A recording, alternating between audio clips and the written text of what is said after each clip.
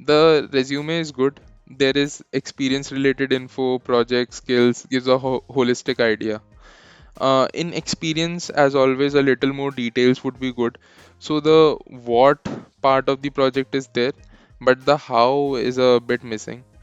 And like even the what part is kind of not complete. So developed features, but what features?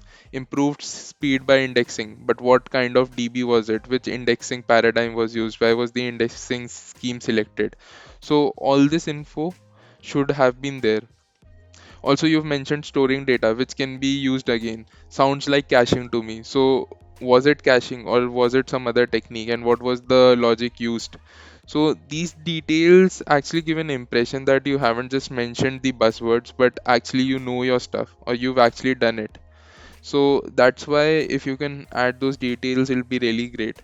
Now, coming to the project part, be a little careful about what you write. Don't try to add jargons for the sake of it. So, like you have mentioned the term real time in data scraping project, but if it scrapes daily, it seems to be a daily job or it is some kind of a job running at regular intervals. So, how can the data be real time if there's a job running at intervals? So, between the intervals, there has to be stale data. And like when you mentioned that you used MongoDB because it's more steady.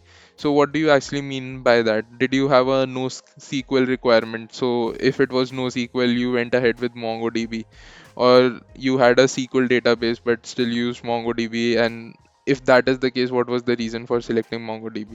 So info like this could be really helpful. Skills, as always, make sure you're prepared for the worst case. An interviewer could be in really bad mood after attending like 1,000 meetings a day, just ready to grill you on anything he can find in the resume. So make sure you're proficient in these, and if you're not, then make sure that you are indicating your proficiency. You're marking whether you're a beginner, intermediate, or an expert. So just keep that in mind. So except these few pointers, the resume looks good enough to me. Hope you find these pointers helpful.